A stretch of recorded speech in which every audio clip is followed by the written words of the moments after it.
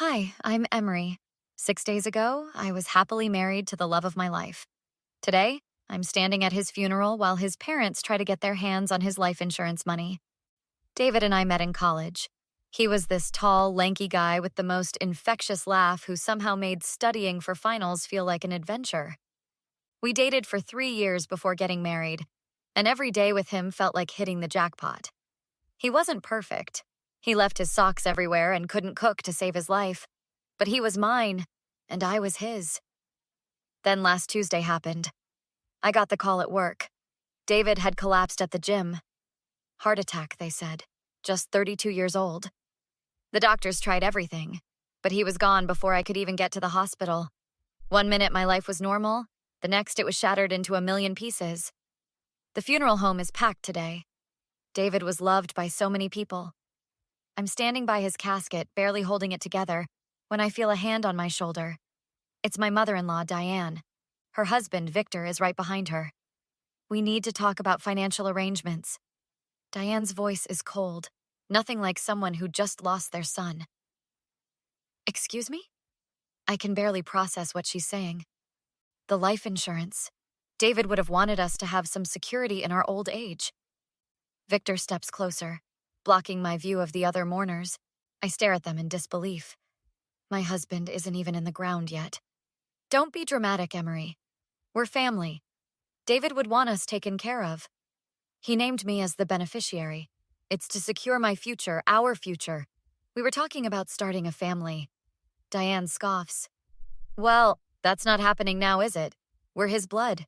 You've only been married, what, 4 years? 5, I correct her automatically, feeling sick to my stomach. We invested everything in him. College, that fancy wedding you had to have. It's time you showed some gratitude. I feel a warm presence beside me.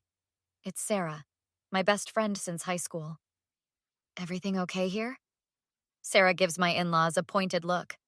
Victor lowers his voice. This doesn't concern you. I think Emery needs a moment. The pastor is asking for the family up front. Sarah smoothly links her arm through mine. As we walk away, Diane calls after me. We'll finish this discussion later. Don't think this is over. What was that about? Sarah whispers once we're out of earshot. They want David's life insurance money.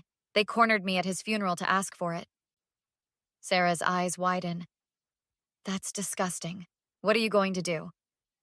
I look back at my in-laws, who are now putting on a show of grief for other relatives. Something cold and hard forms in my chest. I don't know yet, but if they think they can bully me while I'm burying my husband, they've seriously underestimated me. Sarah squeezes my hand. I've got your back, whatever you need. For the first time since David died, I feel something other than grief. Determination. These people who raised the kindest man I've ever known just showed their true colors, and now I'm seeing everything differently. Thanks, Sarah. I'm going to need it. The week after the funeral was a blur. I couldn't bring myself to touch David's things, but I needed his phone password for the insurance company. When I finally unlocked it, what I found made me sick. Look at these messages, Sarah. I scrolled through dozens of texts from Victor and Diane. They've been hounding him for money for years. Sarah leaned over my shoulder. Jesus, your mother needs surgery, you ungrateful brat. After everything we sacrificed? This is straight-up emotional blackmail. There's more. I opened a folder on David's laptop. Bank transfers. 5,000 last Christmas. 8,000 for some emergency in February. They were bleeding him dry. My phone buzzed with a text from David's brother, Trevor. Hey, Em. How are you holding up? I'm so sorry about Mom and Dad at the funeral. They're just grieving badly. Maybe I could stop by tomorrow? I might have some of David's things from our childhood you'd want. I showed Sarah the text. What do you think? Perfect timing. Let him come. Maybe he knows something. The next day, Trevor arrived with a small box of David's old baseball cards. He looked around nervously.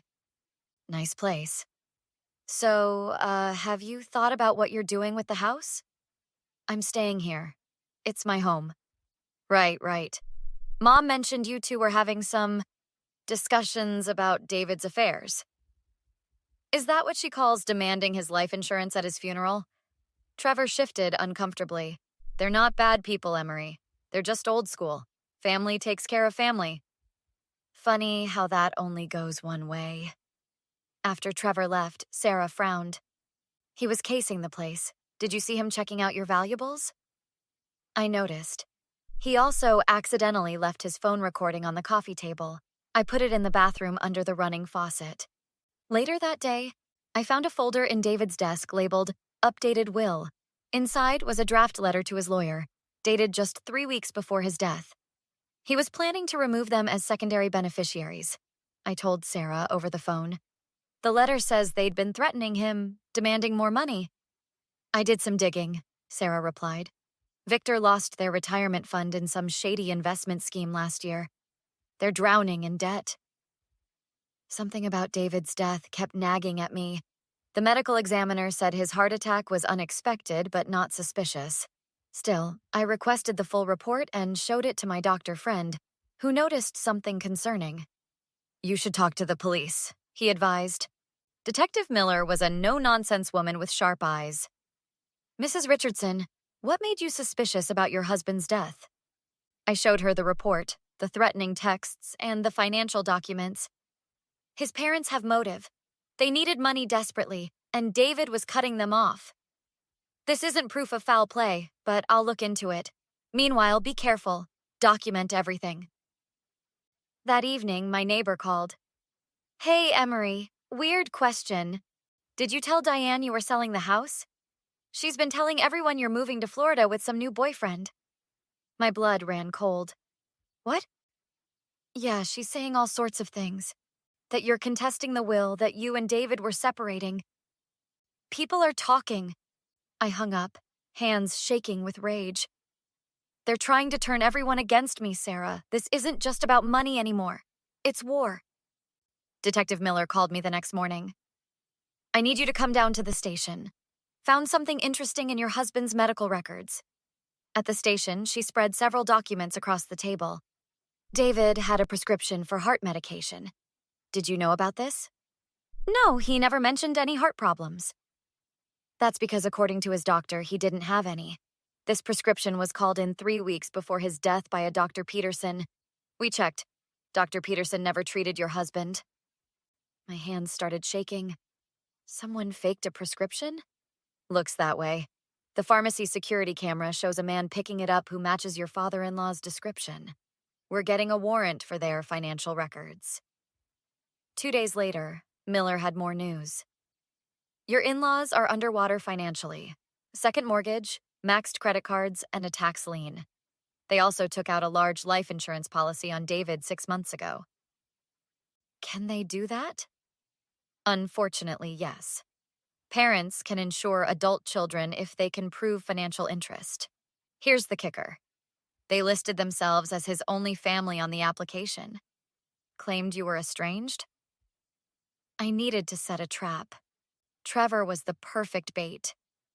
I invited him over for coffee, making sure to leave confidential insurance papers on the kitchen counter. When he went to the bathroom, I watched on my hidden camera as he photographed the documents. Thanks for stopping by, Trevor. By the way, I'm meeting with lawyers tomorrow about contesting some insurance policies. Just a formality. His eyes widened slightly.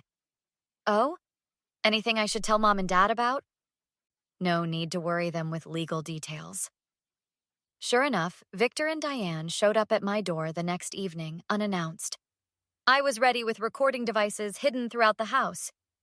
We know what you're doing, Victor growled, pushing past me into the living room. I don't know what you're talking about. Diane slammed her purse on the coffee table. Don't play dumb. Trevor told us you're contesting our policy. Your policy? We had every right to insure our son. That money is rightfully ours. Did you have every right to fake his prescriptions too? The color drained from Victor's face. That's a serious accusation. Almost as serious as contributing to your son's death. The police are investigating. Diane stepped toward me menacingly. You think you're so clever. Nobody will believe you. We've already told everyone you're mentally unstable, grief-crazed. Get out of my house. This is our son's house. Victor sneered. You're just the temporary occupant. The harassment escalated over the next week. Dead flowers on my doorstep. Late-night phone calls. My tires slashed. Neighbors reported Diane spreading rumors that I'd cheated on David. I forwarded everything to Miller, who advised me to get a restraining order. Then Trevor showed up at my door, pale and shaking. I need to talk to you. Not here. At a coffee shop downtown, he couldn't meet my eyes. You need to know something. I heard my parents talking. They've been planning this for months. Planning what exactly? The insurance, the rumors, everything. Mom has a background in nursing. She knows about medications. He paused. The night before David collapsed, they had dinner with him. Mom insisted on making his favorite smoothie. My blood ran cold. Are you saying they poisoned him? I don't know for sure, but I found receipts for potassium chloride in Dad's desk. It can trigger heart attacks and is hard to detect after death. I immediately called Detective Miller. We need to set a final trap, and I know exactly how to do it. Detective Miller and I planned everything meticulously. I texted Victor and Diane that I wanted to work something out about the insurance money. They agreed to meet at my house the next evening. Officers would be stationed nearby, listening through the wire I'd be wearing. Remember, Miller cautioned, get them to admit to the harassment first. That's a slam dunk. The poisoning is harder to prove, but if they incriminate themselves, we've got them. I spent the day setting up additional recording devices throughout the living room. By 7 o'clock, everything was ready. Victor and Diane arrived looking smug. They didn't even wait to be invited in before barging past me. So you finally come to your senses. Victor settled himself in David's favorite armchair. I've been thinking about what you said. About family taking care of family. Diane smiled coldly. We knew you'd see reason eventually. Before we discuss numbers, I need you to back off. The dead flowers, slashed tires, late-night calls, they need to stop. Victor shrugged. Don't know what you're talking about. Cut the crap. I have security footage of you leaving the flowers, and the phone calls are from your number. Fine, Diane snapped. If you cooperate with the insurance, the misunderstandings will stop. Like the misunderstanding where you spread rumors I was cheating on David? You should have heard how he talked about you, Diane sneered. All stressed about your spending, your nagging. That's interesting, because I found his therapy journal. He wrote about how you two were destroying his mental health with constant demands for money. Victor leaned forward aggressively. We sacrificed everything for that boy. He owed us. So you thought poisoning him was the answer? Potassium chloride in his smoothie? The room went deathly quiet. Diane's face turned ashen. Trevor told me everything. The police found the receipts, the fake prescription. It's over. That ungrateful little... Victor started. Is this a confession? I gestured around the room. Because everyone's listening. On cue, Detective Miller and 2 officers entered through the back door. Victor and Diane Richardson, you're under arrest for harassment, stalking, and making criminal threats. As they were handcuffed, Diane spat at me. This isn't over. Actually, it is, Miller replied. We got a warrant for your computer. Found emails discussing how to fake David's prescriptions. The DA's considering additional charges of insurance fraud and involuntary manslaughter. 2 weeks later, I sat across from Trevor at the courthouse after his parents' arraignment. They're facing 8 to 12 years, he said numbly. I've lost my whole family. You lost them when you chose to spy for them instead of standing up for your brother. News of the arrests spread quickly through town. Former friends of the Richardsons stopped speaking to Trevor. He lost his job at the local bank when it came out he'd been helping his parents access David's financial information. The insurance company expedited my claim after the arrests. I used half to start the David Richardson Memorial Foundation for heart health awareness. The other half went into a trust for our future, the one David and I had planned together. 6 months after his death, I stood at David's grave with fresh flowers. I did it, babe. They can't hurt anyone else now. I placed my hand on the cool stone. I miss you every day, but I'm going to be okay. I promise. Walking back to my car, I felt a weight lift from my shoulders. Not forgiveness. They didn't deserve that. but the beginning of peace. David would have wanted that. What would you have done if you were in Emery's position? Do you think family members who betray you this deeply deserve any consideration at all?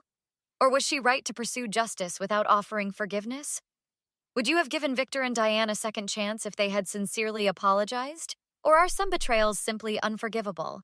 Share your thoughts in the comments below. If you enjoyed this revenge story, don't forget to hit that like button and subscribe for more stories like this one. Turn on notifications so you never miss a new upload. Thanks for watching.